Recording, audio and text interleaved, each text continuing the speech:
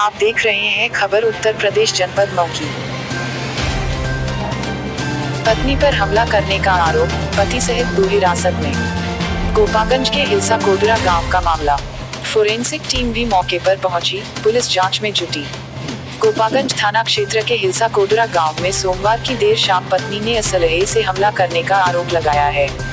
Police ने मौके से पति सहित 2 लोगों को हिरासत में लेकर जांच पड़ताल में जुट गई है। जिला मुख्यालय से फोरेंसिक टीम भी मौके पर पहुंच चुकी है। घटनास्थल से पुलिस ने एक खोखा कारतूस बरामद किया है। गांव निवासी प्रियंका गौड़ की फेसबुक पर घोसी कोतवाली थाना क्षेत्र के घोगवल निवासी मिलिट्री सिपाही रोशन गौड़ से फेसबुक पर दोस्ती हुई। 24 अप्रैल 2021 को दोनों की शादी भी हो गई। नवंबर 21 में दोनों पति पत्नी में किसी बात को लेकर विवाद हो गया। दोनों में विवाद इतना बिगड़ा कि मामला न्यायालय में चला गया। सोमवार को न्यायालय में मुकदमा की तारीख थी। न्यायालय के बाद दोनों घर के लिए चले गए। इस बीच पत्नी ने पति और उसके दोस्त टेम्पो चालक शमीम अहमद पर असलहे से गोली से जान से मारने का आरोप लगाया और पुलिस को सूचना दी।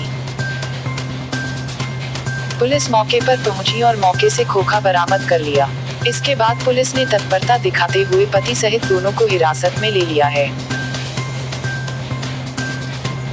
सीओ घोसी राजीव प्रताप सिंह का कहना है कि महिला ने तहरीर दिया है, छानबीन की जा रही है। किया तो कि मेरी बच्ची स्कूटी लेकर के गिर गई और गिरने से गोली जो थी दूसरी गोली हवा में निकल गई। अब बच्ची गिर गई, स्कूटी के साथ साथ जान बच गया। आइए अभी हम जो इस बच्ची के साथ जो घटना हुआ है उससे हम जानकारी लेते हैं कि घटना आखिर क्यों हुआ है और शादी कभी हुआ था। आपका शुभ नाम क्या है? सर मेरा नाम प्रियंका गोंड है। मैं रोशन गोंड की वाइफ हूँ और मऊ डिस्ट्रिक्ट की रहने वाली हूँ। मेरे फादर एक इंडियन आर्मी में रहते हैं और सर मेरे हस्बैंड भी इंडियन आर्मी में है। और क्या है कि मेरी शादी 24/4/2021 को हुई थी, घोघर रामपुर में हुई है। और सर शादी के बाद से ही मेरे घर में मेरी सास ननद और क्या है कि मेरी पूरी फैमिली धीरे धीरे नोक झोंक को लेके जो घर में घरेलू प्रॉब्लमें होती हैं थोड़ी बहुत, उसके लिए लेके बार बार मुझे टॉर्चर करना, बार बार मुझे डिस्टर्ब करना। मैं बहुत ही परेशान होती थी। जब मेरे हस्बैंड चले जाते थे ड्यूटी पे तो मेरी फैमिली वालों ने मुझे बहुत ही प्रताड़ित करते थे। और जैसे जब ये आते थे तो क्या है कि कंट्रोल हो जाते थे। फिर उसके बाद से क्या है कि मेरे हस्बैंड को इन्होंने इतना गाइड किया कि मेरे हस्बैंड भी मेरे खिलाफ हो गए। और खिलाफ होने के बाद जब इन्होंने नवंबर में आए, अक्टूबर में आए थे सर, ये क्या है कि 28 अक्टूबर को आए। और उसके बाद से क्या है कि मेरे को इतना प्रताड़ित की पूरी फैमिली मिलके कि क्या है कि 20 नवंबर को इन्होंने घर में ही मुझे बहुत ही मारा पीटा। उसके बाद तरह तरह की गालियाँ देना। उसके बाद कहते तुम्हारे बाप ने क्या दिया है? मैंने बोली कि मेरे फादर ने क्या है कि जितनी उनकी वो थी लिमिट थी उतनी दिया है आपको। और क्या है कि मैं अपने फादर की एक लाडली बेटी थी। मेरा भाई भी इंडियन आर्मी में हेड क्लर्क है।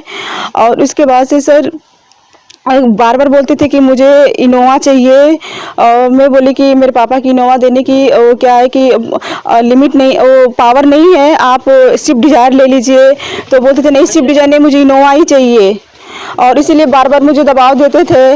और उसके बाद क्या हुआ कि मैं 20 नवंबर को इन्होंने मेरे पूरा जेवर ले लिया। उसके बाद क्या है कि घर में इन्होंने बहुत प्रताड़ित किया। आप बोले थे आप चले जाइए यहाँ से, नहीं तो आपका खाना भी मैं बंद कर दूंगा।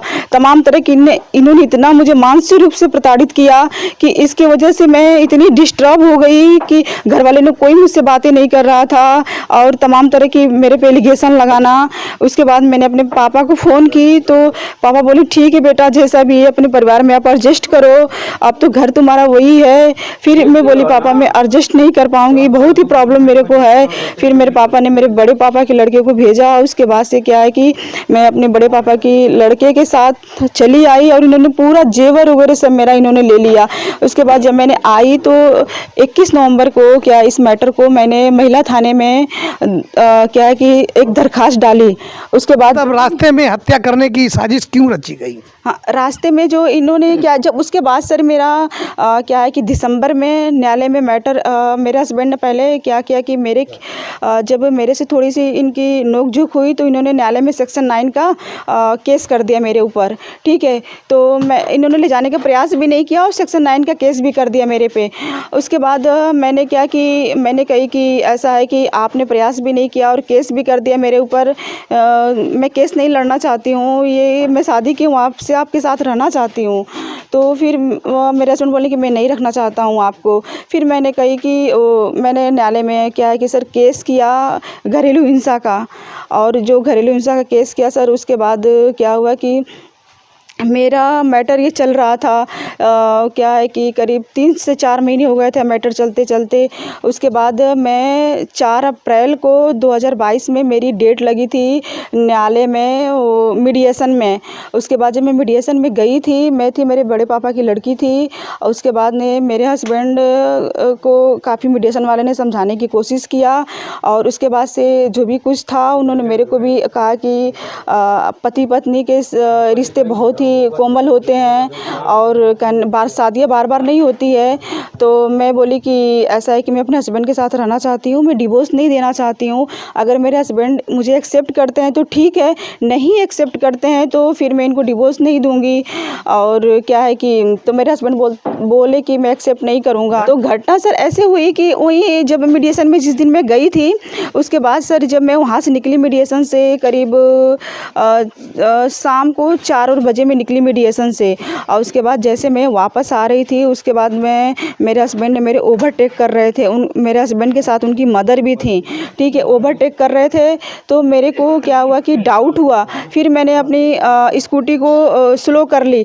तो फिर क्या है कि कुछ वो आगे निकल गए। फिर उसके बाद से क्या है कि कुछ दूरी के बाद मुझे वो दिखाई नहीं दिए। जैसे मैं अपने गाँव में आई, करीब 500 मीटर दूरी पे ही थी अभी अपने गाँव से। उसके बाद से क्या किए कि उन्होंने मेरे पे क्या है कि फायरिंग किए, और उसके बाद से जैसे क्या है कि मेरे जो बड़े पापा की लड़की थी वो क्या है कि मेरे पीछे बैठी थी, तो इसलिए इन्होंने आगे से यूं टर्न लेके मेरे ऊपर फायरिंग किया, जो कि मैंने गन को देख लिया अपने हस्बैंड के पास में ऐसे लगाते हुए। उसके बाद मैं अपनी स्कूटी को झुका दिया और बहुत तेज़ से मैंने आवाज़ लगाई वहाँ पे, जो कि क्या है कि 2 इन्होंने फायरिंग किया और एक भी गोली मेरे को लगी नहीं, और कि सारी पब्लिक इकट्ठा हो गई और तुरंत इन्होंने निकल लिया वहाँ से।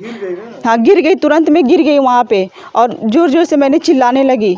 उसके बाद क्या है कि तुरंत मौके पे पुलिस पहुँची, और उसके बाद मेरे हस्बैंड को रोडवेज पे अरेस्ट कर ली।